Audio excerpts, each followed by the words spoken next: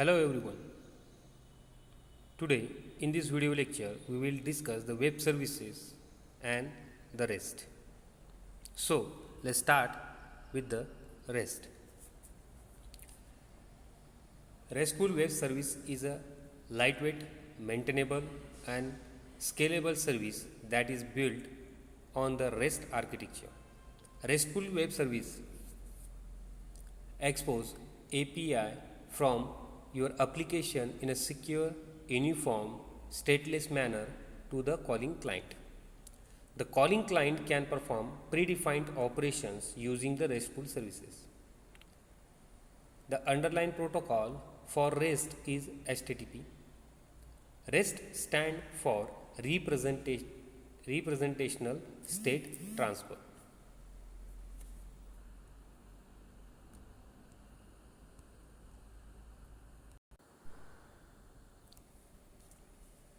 REST is stand for representational state transfer. The key elements of REST are as follows: resource, request verb, request headers, request body, response body and response status code. Let's start with the key elements. REST is a way to access resources which lie in a particular environment. For example, you could have a server that will be hosting important document or picture or video. All of these are an example of resources. If client says a web browser need any of these resources, it has to send a request to the server to access these resources.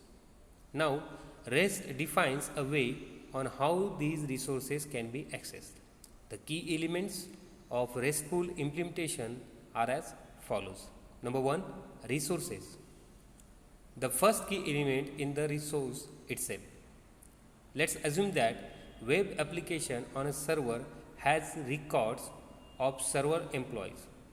Let's assume the URL of the web application is www.xyz.com. Now, in order to access an employee record resource via REST, one can issue the command www.xyz.com/employee/1. This command tells the web server to please provide the detail of the employee whose employee number is 1. That is the resource. Number 2, request verb. This describes what you want to do with the resource. A browser issue a get verb to instruct the endpoint it want to get data. However, there are many other verbs available, including things like post, put and delete. So, in the case of example xyz.com/employee/1, the web browser is actually issuing a get verb because it want to get the detail of an employee record. Third one, request header. These are the additional instructions sent to the request. These might define a type of response required or the authorization detail. Fourth one, request body. Data is sent with the request. Data is normally sent in the request when a post request is made to the REST web services.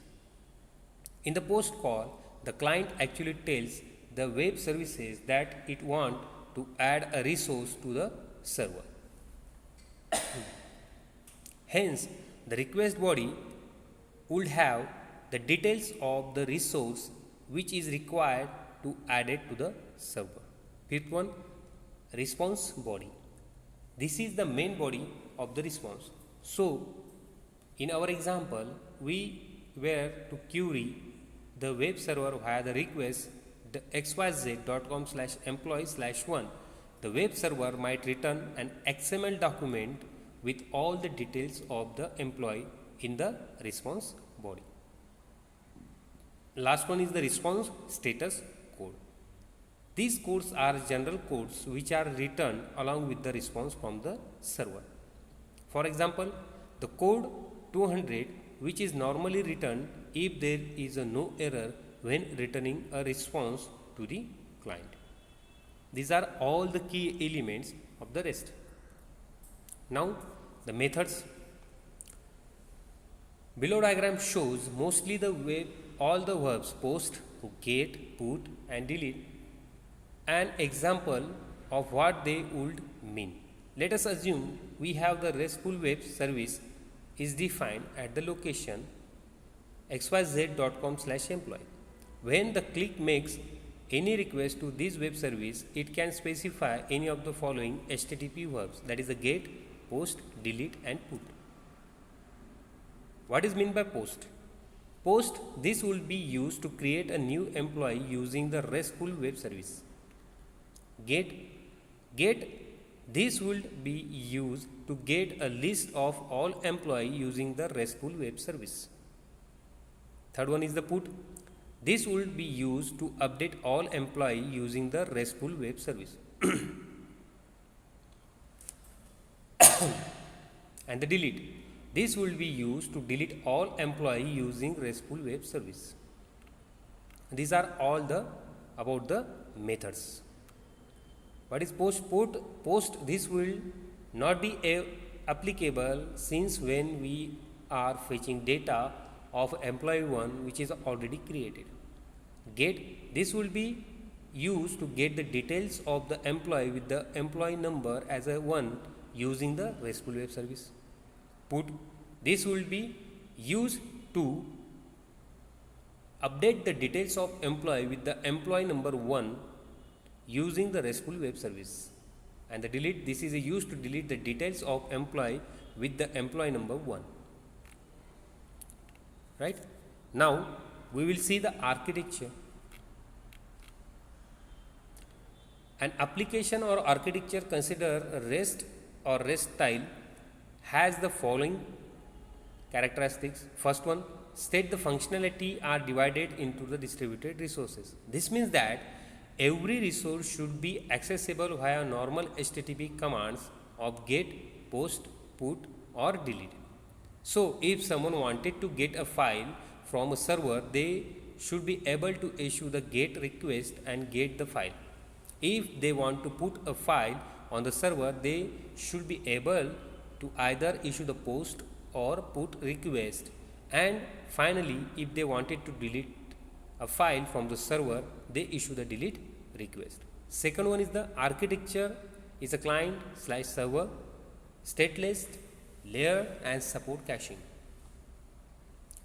Client server is the typical architecture where the server can be the web server hosting the application and the client can be as simple as the web browser. Stateless means that the state of the application is not maintained in the REST. For example, if you delete a resource from a server using the delete command, you cannot expect that delete information to be passed to the next request. In order to ensure that the resources is deleted, one would need to issue the get request. The get request will be used to first get all the resources on the server, after which one could need to see if resource was actually deleted or not. Now we will see the principles and the constraints of the RESTful. The REST architecture is based on the few characteristics which are given below. 1. A RESTful client server. Second, stateless. Third, cache. Fourth, layered system. And the 5, interface uniform contract. These characteristics are also known as the design principles which need to be followed when working with RESTful based services. First one, the RESTful client server. This is the most fundamental requirement of REST based architecture. It means that the server will have a RESTful web service which will provide the required functionality to the client. The client sends requests to the web services on the server. The server would either reject the request or provide an response to the client.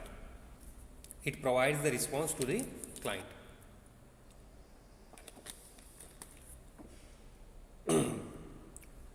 Number 2, stateless. The concept of stateless means it's up to the client to ensure that all the required information is provided to the server. This is required so that server can process the response appropriately. The server should not maintain any sort of information between request from the client. It's very simple, dependent question answer sequence. The client asks a question, the server answer it appropriately. The client will ask another question, the server will not remember the previous question answer scenario and will need to answer the new question independently. Right? This is the stateless. Next one is the cache. The cache concept is to help with the problem of stateless, which was described in the last point. Since each server client request is independent in nature, sometimes the client might ask the server for the same request again. This is even though it had already asked for it in the past. This request will be go to the server and server will give the response. This increases the traffic across the network. The cache is a concept implemented on the client to store requests which have already been sent to the server. If the same request is given by the client, instead of going to the server, it would go to the cache and get the required information. This saves the amount of to and from network traffic from the client to the server. Right? Next one is the layered system. The concept of layered system is that any additional layer such as a middleware layer can be inserted between the client and the actual server hosted the RESTful web service.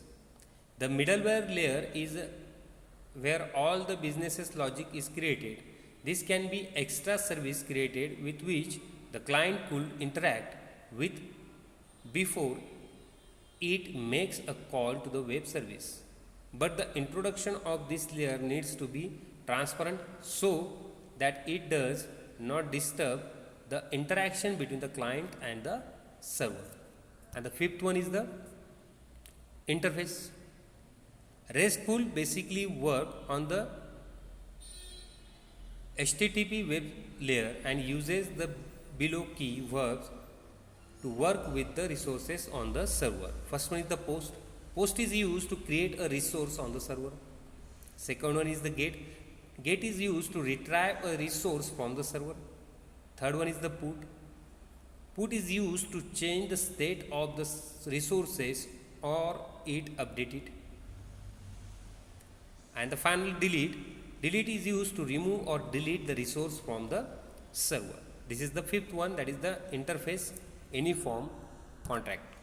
Now we will discuss the SOP versus the REST. SOP stands for the Object Access Protocol, whereas the REST stands for the Representational State Transfer. SOP is a protocol.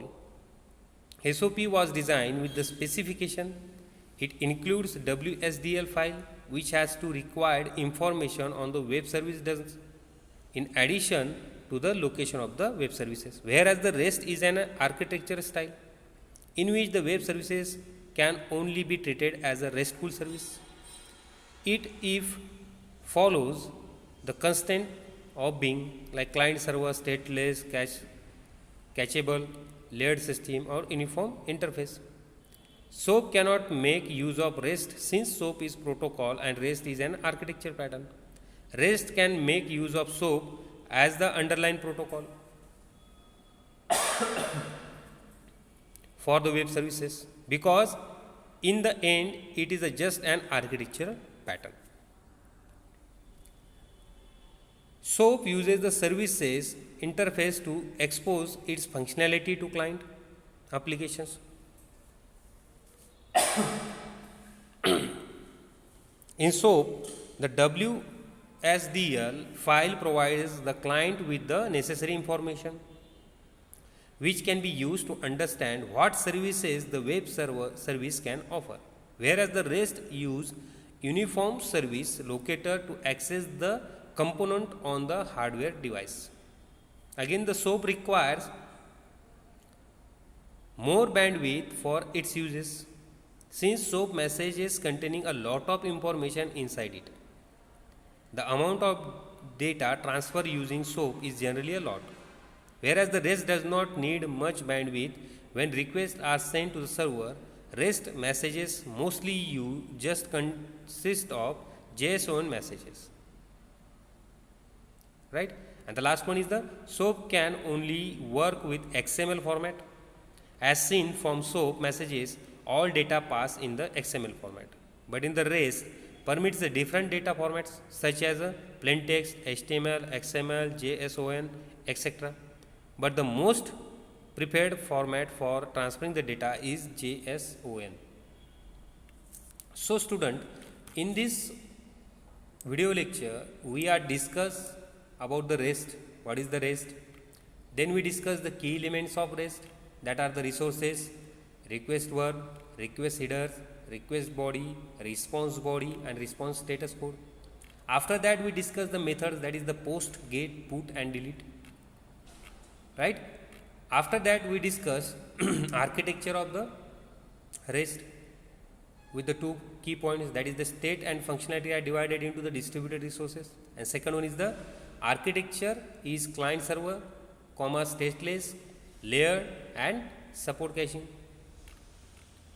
After that we discuss the principle and the constraints of the REST using the RESTful client server architecture, stateless, cache, layered system and interface uniform contract. And lastly we discuss the difference between the SOAP and the REST. Thank you student for watching this video. Thank you so much.